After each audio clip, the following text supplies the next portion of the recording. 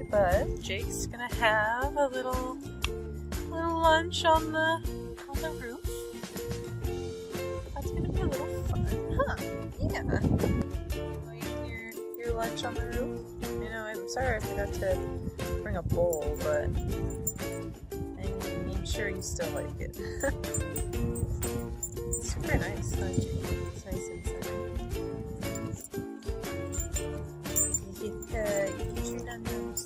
It's a beautiful day. It's nice and windy. There's some cool clouds. And we're just chilling up on the roof having a little snack.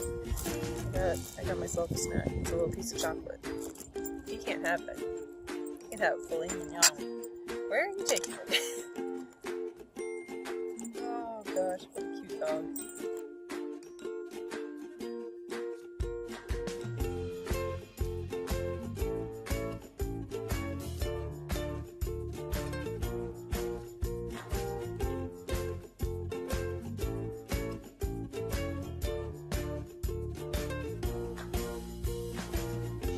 Enjoy your time on the roof? Is it starting to rain? Oh no, it's starting to rain! Oh no, does it make you want to go back in? Oh, that would be a great time.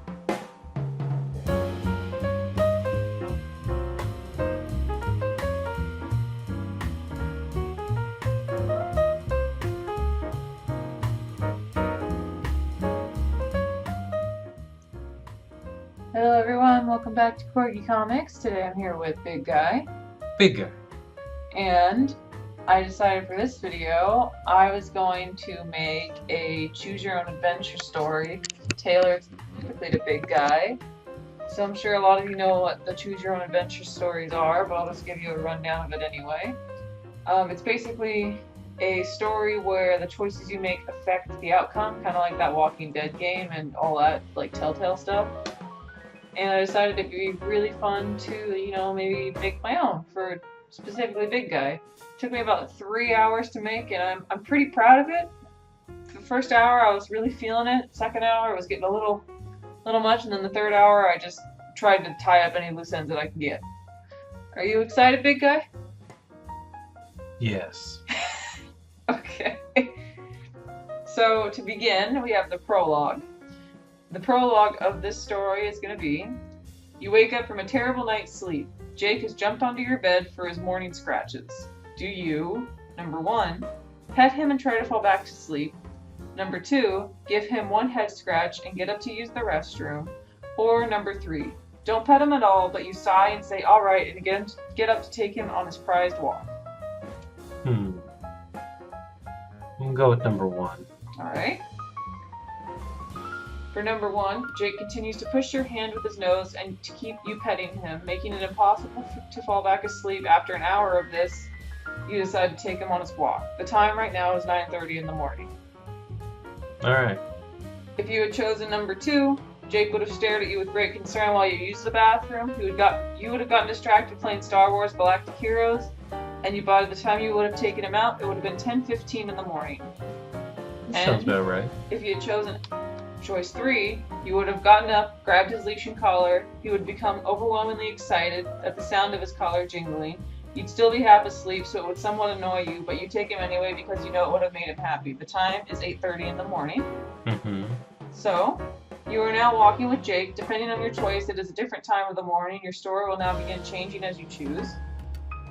If you chose number 1, which you did, you are walking with Jake in the pet area and you hear a mean laugh coming around the corner. You attempt to take Jake into a different area when an older gentleman attempts to rush past you, but ends up tripping over Jake's leash and all of his belongings crash onto the floor. He grumbles and begins to pick up his stuff.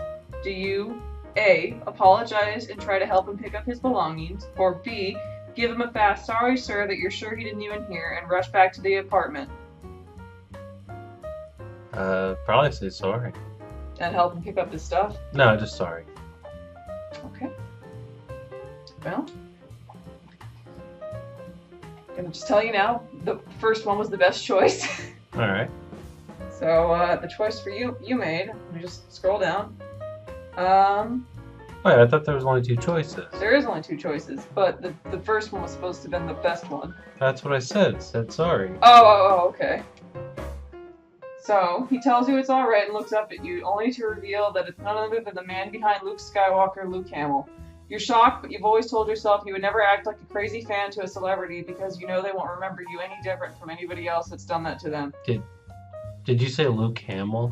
No, I said Mark Hamill. I think you said Luke Hamill. Oh, maybe. Oh, I did. I miswrote it as Luke Hamill. He's Mark in the rest of the story.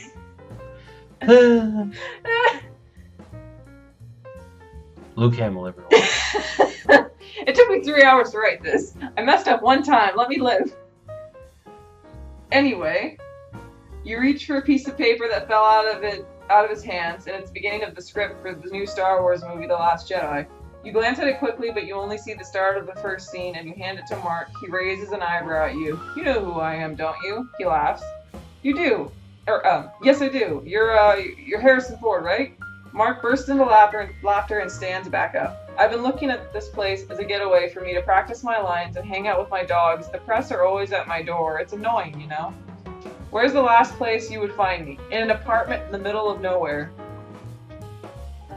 You look at him and you say, I mean, that's a pretty good idea. So did you end up getting one?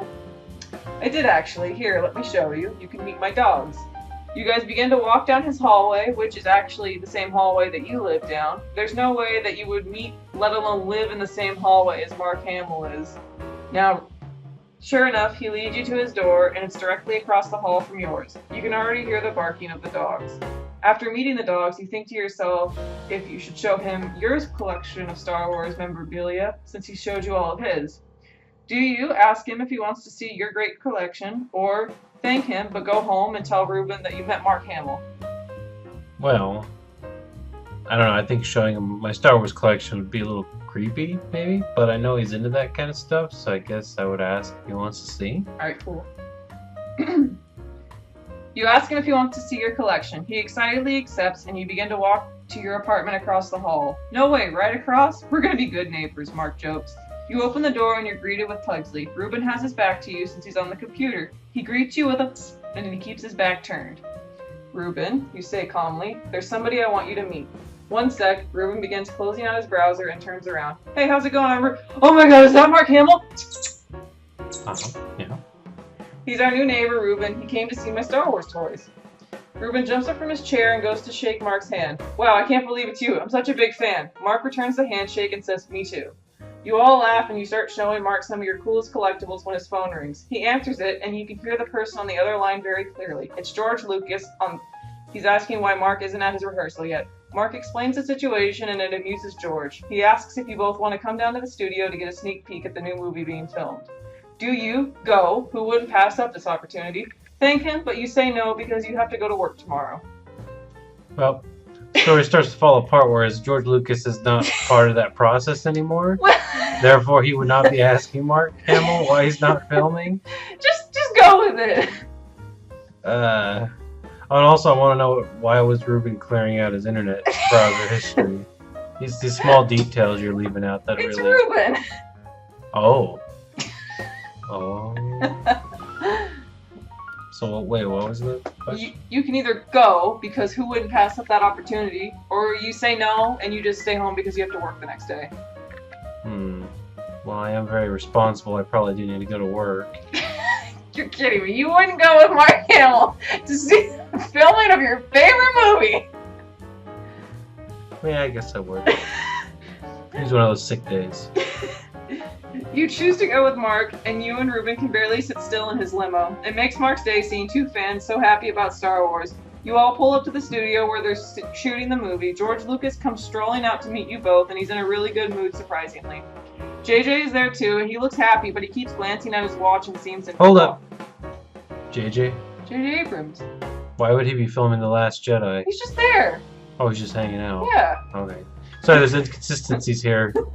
Listen, I don't know everything about Star Wars. I just know that JJ is somehow a part of things. Oh my gosh. What, isn't he? The first one? Okay, well maybe he's part of the second one. Oh dear. He isn't in this universe. JJ's there too. He looks happy, but he keeps glancing at his watch and seems impatient. You walk into the set and your inner fanboy keeps bubbling over. Everybody's there, the ships, everything. You both make your way over to the bleachers and you begin to watch as they film scenes. About an hour into shooting something, bear with me, this is where it gets kind of crazy. Something happens to one of the actors, the one playing Poe Dameron, and he is immediately rushed off set. The cast finds out minutes later that there's no way he's going to be able to film in this movie, and he has to be on bed rest for exactly the next 11 months due to a serious injury. A stage light fell on him and broke his leg and 2 ribs. JJ begins to panic and doesn't know how to fill his space or just take him out of the movie. But then Mark gets an idea. He looks over at the both of you and just starts nodding and smiling really creepily. Hey JJ, I have an idea. And JJ says, oh god, Mark, what? We have 2 of the biggest Star Wars fans sitting right in our building. Why don't we? No way, not gonna happen. They're not even actors, Mark, come on. And then George interrupts them both. You know, I may not be fully in charge of what goes on here, but I did create this. I think that either one of them would be an excellent replacement for our dear old friend. JJ doesn't look too pleased with everything that happens, but he decides to give in. He walks over to both of you and sighs. I'm sure you've heard everything that's just happened, so I'll give you the short version. He pulls out paperwork. We are prepared to offer one of you the lead role of Poe in the new movie. The other person can be in the movie as well, but they can be a background character. I don't care which of you chooses what, just have a decision for me tomorrow. The shooting ends for the day and both you and Ruben are speechless. Mark drops you off at home and takes his leave for the night, leaving just you and Ruben in your apartment. Wow, Ruben says. One of us is gonna get to play Poe. Dude, this is crazy. Yeah, you respond. But the only thing is, who's gonna be Poe and who's gonna take the background character? Ruben looks at you. Well, I mean, the obvious choice is you, man. You know everything Star Wars. That's your Jason. If someone came out of nowhere to me and asked me and you to play as Jason and a background character, of course I'd be the Jason. You look at Ruben and you say, that's really nice, but I know you like Star Wars too. I just don't know what we should do. Do you take the lead role as Poe and Ruben becomes your background character? Or do you let Ruben have it because it's the best gift you could give your friend? I mean, isn't the choice obvious? You want to be Poe? No, give it to Ruben. Oh. He's my best friend, man. Sure? I mean, I'd be his Jason any day. So what's your choice? I have a feeling you have something written out where I take the part. I It's probably more interesting than letting Ruben take center stage. I mean, I have 2 parts for it. One's a little bit sadder. Oh. Well, then we're definitely letting Ruben take it. That's a sad one. Oh. I'll read you both. So No. What? We'll go with the happy one. Okay. I want to know the sad one. Okay, so you're going to take the lead as Poe. If I must. You both return to the set the next day and give JJ your answer. You become the new Poe, and Ruben has a great time being your background character. The movie goes so well that JJ actually asks you to be the permanent Poe in the rest of the movies, and you accept. You take on that as your permanent job, and after the movies, you have to... Jake, stop, you're distracting me. You want something that's there. They got his tennis ball sitting there. Oh. You take on that as your permanent job, and after the movies end, you have enough to retire at 35. You live in a huge house with your wife, kids, corgis, and even Ruben's family lives with you because the house is so big you hardly notice there's more than one family living there. You guys raise your kids together and have the coolest dads ever. You guys raise your kids together and they have the coolest dads ever. Star Wars dads. The end. It sounds like a bromance novel. It's like me and Ruben finally expressed our true feelings next to each other and lived happily ever after with our cover wives. I gotta read you the other one too. No, not the sad one. It's not sad. It's just kind of like a melancholy. I like melons. Okay, so if this would have been if you would have given Ruben the role. French roll. So this goes back to being in your apartment that night that you have to choose. Ruben is shocked that you would make him the lead in your favorite movie, but he's ecstatic. You both go back to the set the next day, and JJ is happy with the result. The movie does well, but everybody wants the old Poe back. You both didn't think it would be a permanent career move, so you're okay with it. You both continue your current jobs and still get fans coming up to you every now and then.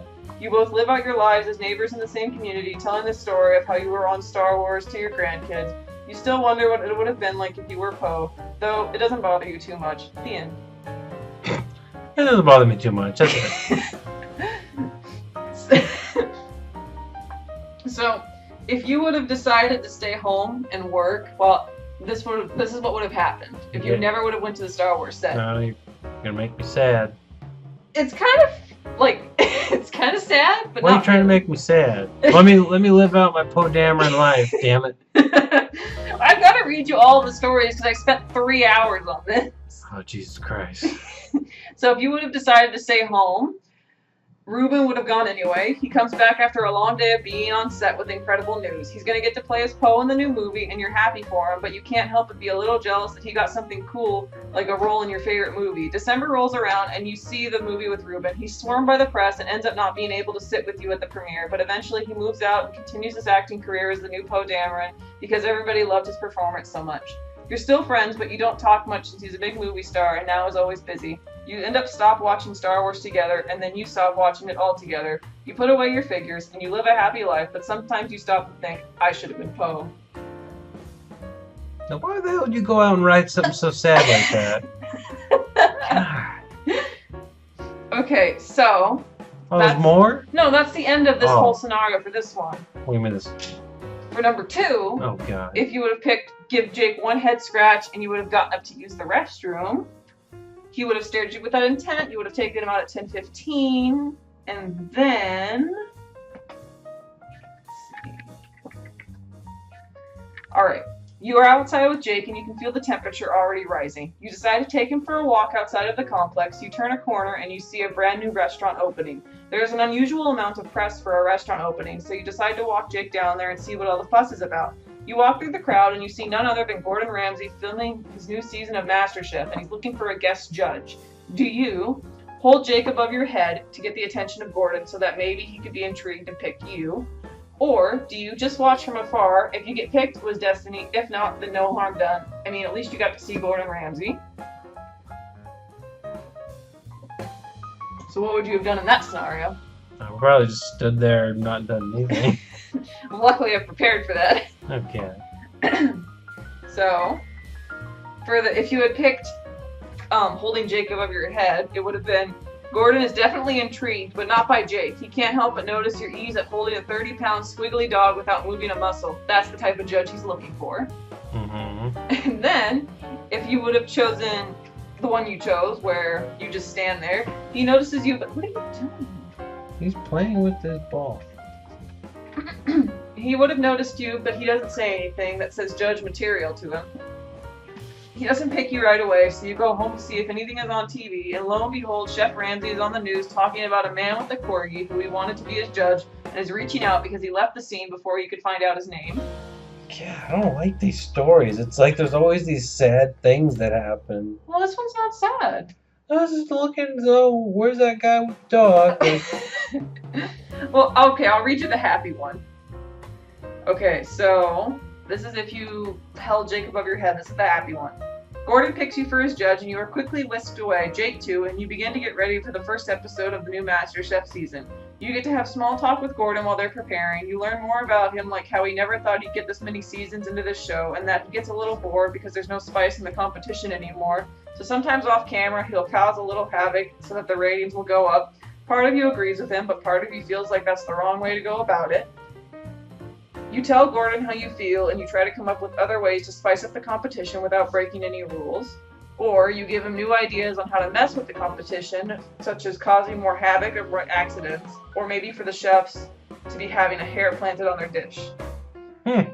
So if you would have chosen the first one, it would have been, he likes your ideas and tries to have a fresh start in this season's MasterChef. It's the best one yet. At the end of the series, you and Gordon have become great friends, and you're having a celebratory dinner at his restaurant with him and having a wonderful time.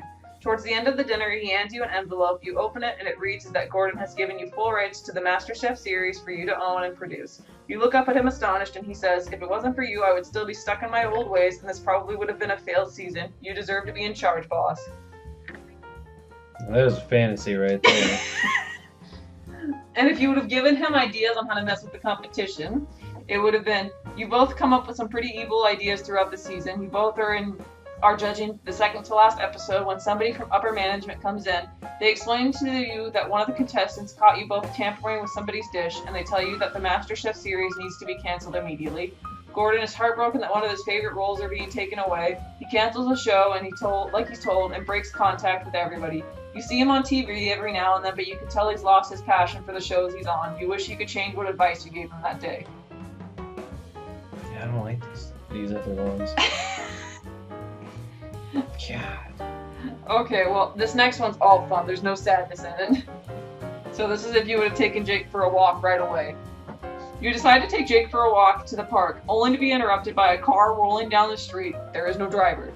A few seconds after the car passes you, you see a short, chubby, spiky-haired man holding his shorts running after the car. You knew that car seemed familiar because it's the iconic car you see in every episode of Diners, Drive-Ins, and Dives. It's Guy Fieri. Do you, and there's no bad choices for this one. Yes.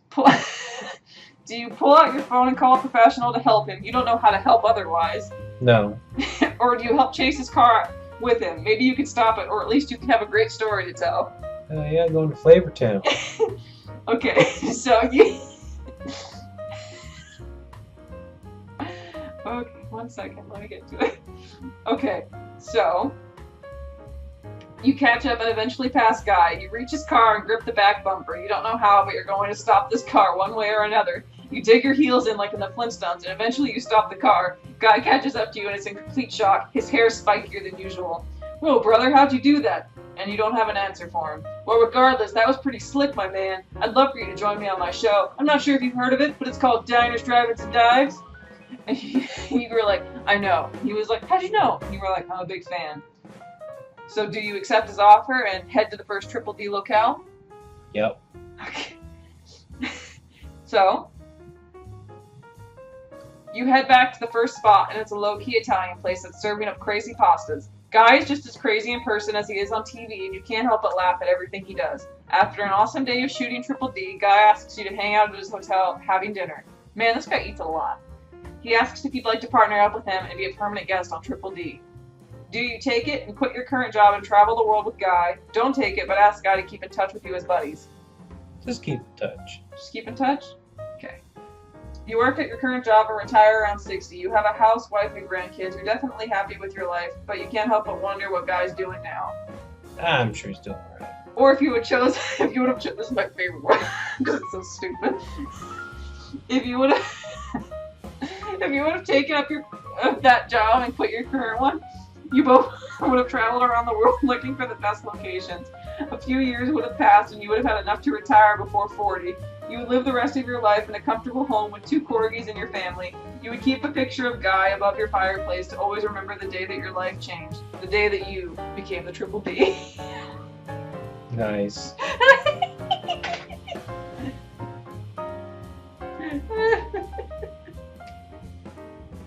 Where's that other one I did? There was something else that was really funny. Oh no. I guess I didn't read it already. So what'd you think? It was different. Did you like your adventures? I just didn't like the sad parts. Well, some of them had to be sad, because otherwise it was a bad choice. No sad. What was your favorite one? They're all pretty good. I like the Guy Fieri one with above your fireplace. Oh, I'm pretty sure. That's one you would have picked. I also like the one where you were Poe Dameron and you and Ruben had this big old bromance. Yeah. Alright, well, thank you for joining me on our special adventure. Adventure? Adventure. Bum, bum, bum, bum, bum. Thank you guys for watching. I'll see you next time on Corgi Comics, and I'll see you soon. Bye. So that's it for this round of Triple D's. We'll see you next time when we're out looking for classic restaurants and funky joints on Diners, Drive-Ins, and Dives.